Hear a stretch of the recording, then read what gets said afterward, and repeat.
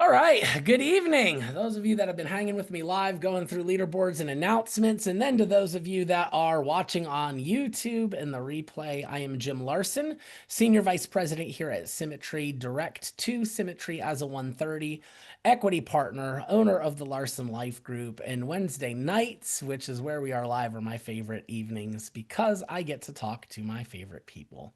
All right. I'm going to go ahead. I want to share my screen and I titled this The Symmetry Difference. Um, and maybe I would have picked a different title as I kind of worked through the content, but I want to really talk about is the business of symmetry. And what we're doing and what we're building here. So I titled it The Symmetry Difference, but I'm going to walk through some comments or some content. As always, I'm looking at the chat. So if something hits, let me know. If you've got a question on something, let me know. Um, People come to Symmetry for any of five reasons. Now, in fairness, I did not know this. I did not vet a lot of other places. I came here because it was referred to me by a friend. I hated it and I quit. I had recruited a couple people before I quit, Jamie Susie and Sarah Reinecke. I watched them grow great agencies. So when I came back, I knew exactly what I was walking into. So I didn't vet a lot of insurance options. Some of you guys have more experience than me in the insurance world. Some of you guys have been in lots of different places. At this point, I can say I have met and interviewed people who are unhappy from lots of different places, and I've learned why people come here when they choose to come here. And they come for any of five reasons. They come for culture, they come for leads, they come for tech, they come for ownership, they come for mentorship. These are the five reasons, and any combination of these, one or two or three or all five, people come here. We have a unique difference in what we do in these areas versus anyone else or anywhere else. But I want to walk through these. So culture, looking at our core values. Core values are a thing. If you've worked any corporate job, get put up on the halls in the office, and are these things that people like platitudes, like people say they're a thing, but no one lives them out. I can tell you here from the top down, we live these out. When Casey and Brandon were putting their core values together, they were not creating aspirational core values that they hoped to become. They were literally just describing themselves and what they already did and what the company was already like. Relationships matter, people come first. We believe in open, honest, and productive communication. We work as a true team and strive to be a positive influence. We believe in being of service and doing good in the world. We believe in a relentless pursuit of personal growth. We're going to do the right thing even when no one's looking. We act like owners because we own it, and we have fun and we get stuff done. These are our core values. When you're aware of them, you're going to start seeing these everywhere, lived out. Not just in signs on walls, but lived out. Our model, our entire model here culturally is built on mutual benefit. I don't make a dime till you make a dollar. I have a vested interest in helping you. Rarely in corporate America is there a vested interest in helping anyone get good. There's rarely an incentive for you yourself to get good in corporate America. It's not like you're going to make more money. Here, there's a mutual benefit. It's built into the entire thing. I want you to win. I've got a vested interest in helping you. You don't have to feel bad asking for my help. It's beautiful. It's a gorgeous model. You're going to see us have abundance all the time over competition. Put a 3 in the comments if you have ever had somebody help you that was not in your upline and didn't earn any money on you. Look at the 3s. This is culture, guys. Even though we've got a built-in inherent mutual benefit, we're also a culture of abundance that looks to help people, even if there's nothing in it for us. Because if one person wins here, it strengthens. It strengthens the story. It strengthens the possibility for all of us. Our culture, we're transparent in our compensation. I was doing an interview with a guy today, There were no compensation. He's interviewing several agencies. He's coming from a small one based out of California. There was no transparency in compensation. He would literally sell a policy, and after he sold it, he would find out what he was getting paid. He sold a big annuity that theoretically was going to pay him $80,000. The owner of the agency straight up called him, said that's too much money, and negotiated him down on his own commission with threats of firing him if he didn't accept a lower offer. The guy's like, I love helping people. I'm really good at my job, but I never know what I'm going to make until after it's sold and the boss decides what he feels like giving me. Guys, we have a master commission schedule. You can open it up in HQ and see at every contract level exactly what every single policy pays you. There is no secret here to what you're going to make. None. We are fully transparent in our compensation. In our culture, nothing is given, everything is earned. Every leader you're going to see here walking on stage, leading a breakout room, hosting a call, is developed, humble, and worth following. Every single person here came in at an 80% contract rate and a stack of leads. They had to break themselves against their insecurities. They had to break themselves against the objections. They had to learn the phones. They had to learn the processes. They had to learn everything. I have talked to people from agencies and from other places, interviewing them, where some people were brought in at 110% contract rate. Some people get brought in at 100. Some get brought in at 90. And the guy that gets brought in at 90 wonders how come he didn't get brought in at 100. And the guy at 100 is, well, how did he get brought in at 110? And now you've got this entire culture of division, of looking over their shoulder, of playing favorites. And we don't do that. Nobody was given anything here. Anybody that I'm putting up on that leadership thing, everything that they have, they earned. So we live in that culture. We create that culture. We honor that culture. I had a guy I was interviewing come in and straight up say, hey, I've got another place I'm talking to. They're going to start me at 110%. What's the best you can do? I said, 80. He said, no. I said, well, I said, what's the best you can do? I said, 80. He's like, but then how come they? I'm like, because they're willing to sacrifice their culture and I'm not. You start at 80 with me, but I'm going to make you a bet. You start at 80 with me, you're going to end up further ahead. Doesn't matter where you start. Matters the playground you're playing in. I will not sacrifice culture. I don't break out agency owners that sacrifice culture. The culture is the reason we win. It's the reason people come here. One of them. Leads. People come here for leads. You get what you pay for. I've talked to so many people that have left me because they found, believe it or not, they found a place where they could get leads for free. Place gave them leads. Can you believe that? Well, they came back 6 months later.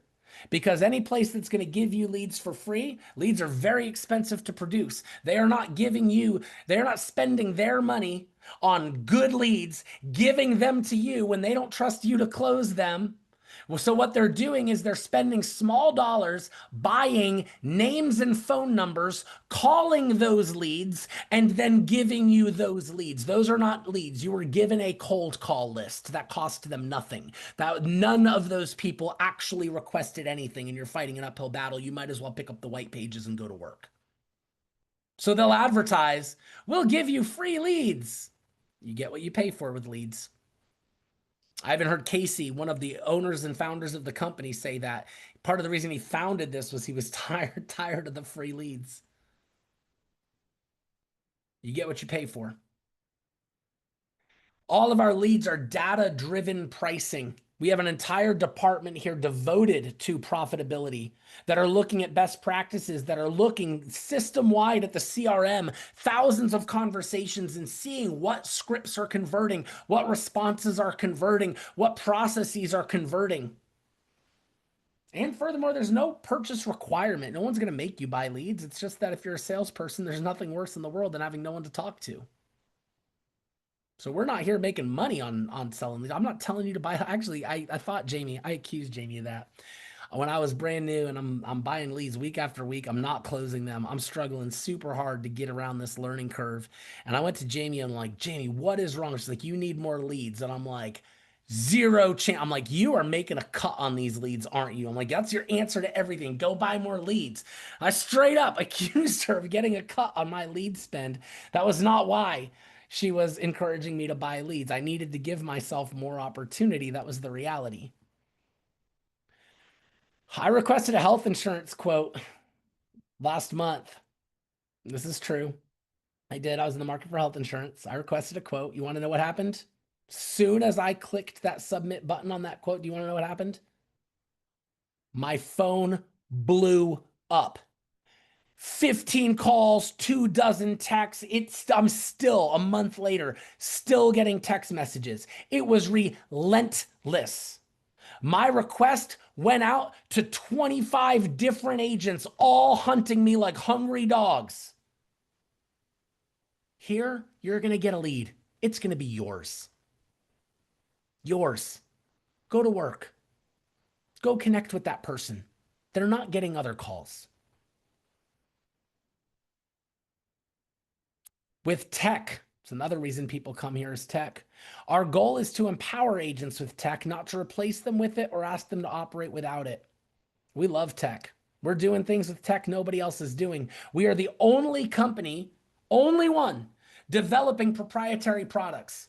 As examples, we've got Easy Track with SBLI, we've got Quility Term Plus with Banner, we've got QSFP with AMAM, and we're continuing to develop more and more and more proprietary products. The insurance companies love us. They are antiquated and they move slow. They want to develop instant issue, high pay products that agents want to sell, but the cost of doing that is way too high for them and the red tape is big. So we go to them as Symmetry, hey, we have an idea for a product following your underwriting guidelines. It's going to be instant issue. It's going to pay our agents good commission, but here's the caveat. It's only available to them, but we're going to take on the cost of developing the whole thing. Like, yeah, that's awesome.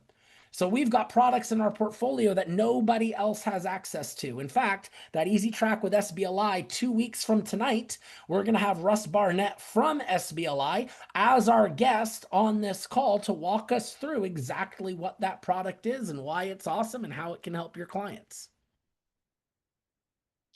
We have a proprietary AI-powered CRM and switchboard funnel. We built this from the ground up, finally ready to roll out. Not bug-free yet, not perfect yet.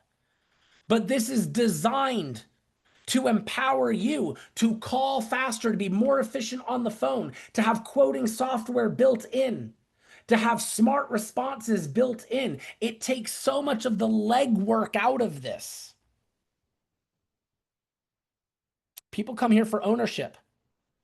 Contract-bound ownership. Willable, sellable legacy.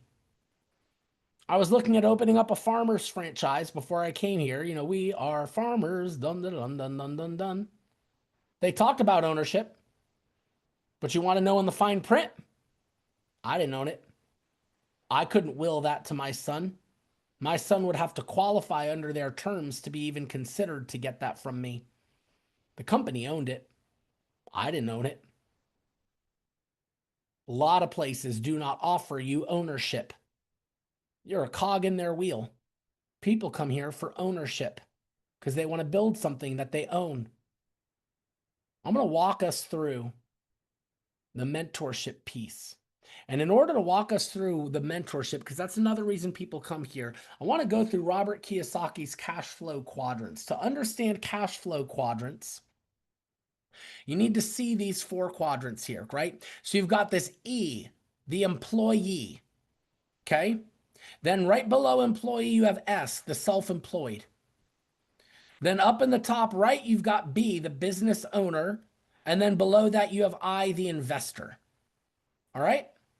So everyone's business is fallen here. Everyone's in one of these quadrants. So you've got the E, the S, the B, and the I. Following so far? Let's take a look at the E. This is the employee. The employee that works for a company, W-2. You have a job. You own nothing. You have a job. Time equals money. You are leveraging your time for money, which is zero leverage. It is unscalable.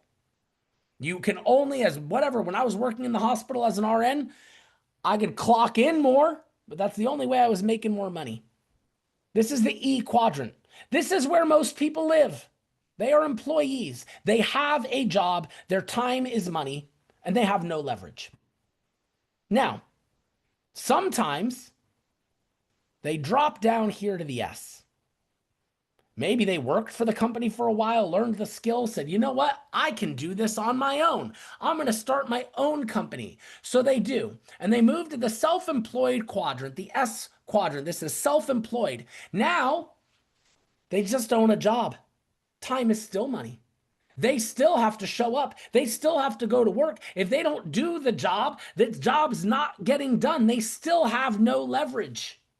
This is the self-employed quadrant. This is what we would call the owner-operator. How many people do you know own businesses, in theory, but own jobs in actuality, as in if they weren't there, nothing's getting done?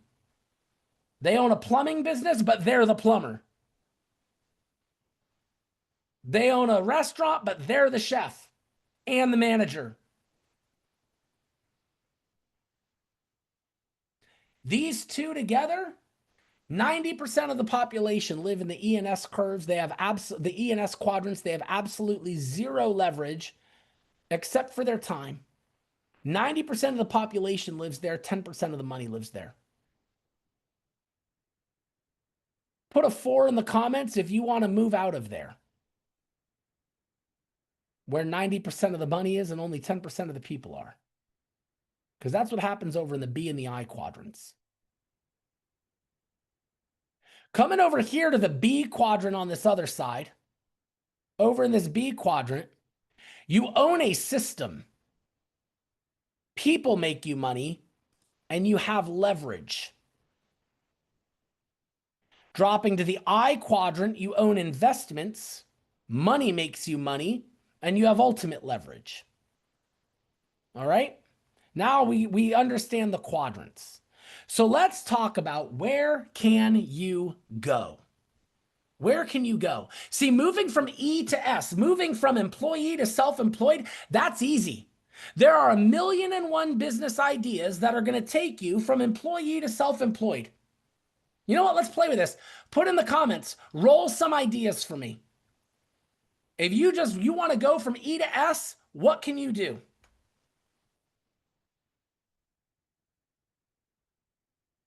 So you're creative entrepreneurs that got ideas up their sleeves. Get a life insurance license, 1099 jobs, MLM, sure. I mean, go open a gym, buy a restaurant franchise. I mean, there's a million ideas. Tons of things, right? Moving from E to S is easy. Every single one, no matter what idea you come in, be a freelancer in digital marketing. Yeah, sure. So many ideas. Every single one of them is going to require financial capital and creative energy. Read that as time. And few people can ever fully leave the E to go full-time in the S. So few people have the creative energy and the capital to start a business and go full-time in that business and be a true owner-operator. Most people are keeping their job while they do a self-employed side gig because of lack of capital or creative energy. They don't have the money. They'd love to open a restaurant, but they don't have the capital to open a restaurant. They'd love to buy a franchise. They don't have the capital to buy a franchise. So yes, they want to start a creative design company. It's a great idea. It doesn't take much capital, but it takes time. But they got to pay their bills. They got to do other stuff. So they got to keep their job while they do it on the side. And it's very hard to ever get to the place where the side gig becomes the full-time thing. So even though it's easy to move from E to S, it can still be hard to move to S full-time. This is where people get stuck. But even if you do move to S full-time, moving from S to B, from self-employed to business owner, is nearly impossible. Most self-employed owner-operators never develop a system that allows them to leave the job. In between my stints in Symmetry, I got certified as a business coach. I coached businesses in lots of industries. Most often, I was hired by owner-operators who had the goal of moving from S to B. Man, that was a tough challenge. A tough challenge. They had to develop a system that allowed them to leave the job. Taking yourself out of the field when you built this from scratch requires having good people that are paid well and having those people that know how to grow and not just maintain. You think finding those people is easy? People that are going to take your business and treat it with the level of care that you did, that are not just going to maintain what you built, but are going to grow it? No, it's almost impossible to find those people. All of a sudden you're sitting here like, it's building this business is so hard. It's so hard to find good people. Welcome to business. I don't know what to tell you. It's hard to find good people in every single industry. This is the challenge of business. This is not unique to us. There is nothing we're doing here that is different than what anyone else is doing. Most people who even attempt to make the move from S to B spend a decade learning what not to do and never crack the code on what to actually do. They they spend thousands and thousands of dollars trying to move from S to B, trying to develop the right systems, trying to find the right people so they can finally retire and live off the passive money that their business is generating for them, but they can't do it. They live in the S quadrant forever. But those that can crack the code and get to B, moving from B to I is nothing more than time scaled. Once you have the systems working for you, once you have the people in place, once you have the income coming in, well, now you get to leverage that income. How many of you have heard, put a 5 in the comments if you've heard the average millionaire has 7 sources of income? A lot of people have heard it.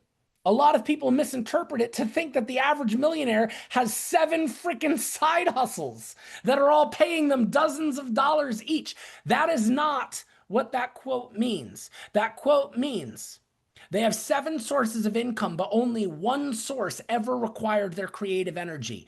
Everyone I know that has a lot of money made that money in one field, in one industry. They poured the best of themselves into one thing and they made their money there. They moved from the S to the B there, and then they leveraged the money and got into the I quadrant. The I quadrant in the investments is what pays them multiple streams of income as passive money, letting their money work for them. Do not read it like the MLM girls want you to, that it means the average millionaire has 7 freaking side hustles that they're trying to balance at once. That is not it. It is not it. We're spreading yourself thin among several things is not the way to get to the I quadrant. It's not even the way to get to the B quadrant. To get from S to B, you are pouring the best of yourself into one thing, getting phenomenally good at one thing, building the systems that duplicate in that one thing, making the money from that one thing, and then putting that money into investments that pay you passively. Please hear me clearly. Doing 2 things, 3 things, 4 things that you're calling streams of income are distractions. They are not streams of income. Because if it's requiring your creative energy and your time, you would be better spent focusing that on one thing to capitalize on momentum in one thing. It's the only way people make money. I have yet to meet a single person that made a lot of money splitting their creative energy among more than one thing. It does not work. Moving from E to S, we're back on the left side, moving from that employee to the self-employed in Symmetry is about mastering production. Get good at production. You're still going to be trading time for money, but you're going to do it at a scalable level. So you are an employee. You're tired of being working for someone else. You're like, I want to start moving across these quadrants. Well, your first move is to the S quadrant. How do you move there here in Symmetry? You get good at production. You get really, really good at writing policies, at converting leads to business. You get good at that. Now you can make whatever money you want to make. It's still you. It's still your time. At least it's scalable. At least the more you put in, the more you're going to make. The better you get, the more you're going to make. But it's still the S quadrant. But if you get really good at production, you can move to the S quadrant where you can leave your job. We have people on this call right now that have gotten out of the E and they're fully in S. Then you want to move from S to B, from self-employed to business. It's about building and hiring. Get good at recruiting. Get good at onboarding. Get good at casting a vision. Let the Symmetry system train people. And there's a natural pathway to agency owner and beyond. You don't have to spend a decade throwing stuff at the wall, investing in everything, trying to learning a ton of what not to do, hoping one day you'll crack the code from S to B. It's a natural pathway here. You've got hundreds of people have already walked it. All you've got to do is walk out what they've already done. The plan is here. The plan from S to B is already here. You don't have to make it up. And then moving from B to I is about raising leaders. The money that you make here is going to allow you to invest in any number of other things that will create true passive income. B to I, time scaled. Once you're in B, that S to B transition's the hard one. This business is as big as you want it to be. Do you want to own a job in the S quadrant? Do you want to own a business in the B quadrant? Do you want to own an enterprise in the I quadrant? You get to do whatever you want to do. What do you want to build? Tell me in the comments. You want a job, a business, or an enterprise?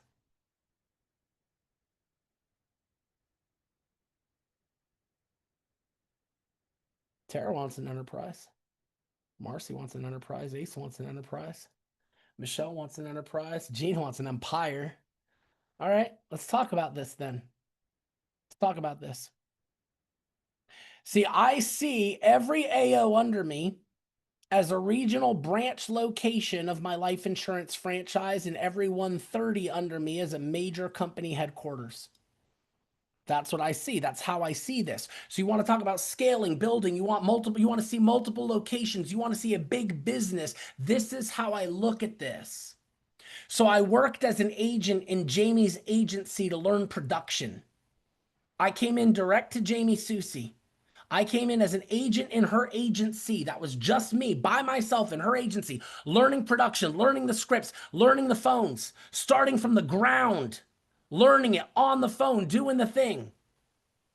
I started recruiting to learn leadership. I became a team within Jamie's agency. There was the Larson team in Jamie's agency. As I started to learn leadership and I started to recruit, we became a team in there. Became a team lead. I became a key lead. I grew my team until I broke out my own agency. This was a real location that I owned. I happen to rent an office, have office space, have signage. I happen to do that. A lot of people run this from home. But I grew my team until I broke out my own agency. It was a real location that I owned. And then Kelly Bush broke out her agency. All of a sudden, I had 2 locations. Then Emily Bartz broke out her agency. I had 3 locations. Christina Watts broke out her agency. Now I had 4 locations. Then Kelly Bush hit 130, and I had a major headquarters with 3 regional branches. Mine, Christina's, and Emily's. And then I hit 130, so I had 2 major headquarters, myself and Kelly, with 2 regional branches. Then Jill and Joe broke out their agency, and I had 2 major headquarters with 3 regional branches. And then Amber broke out her agency. I had 2 major headquarters, 4 regional branches. And then Tara broke out her agency. I had 2 major headquarters and 5 regional branches.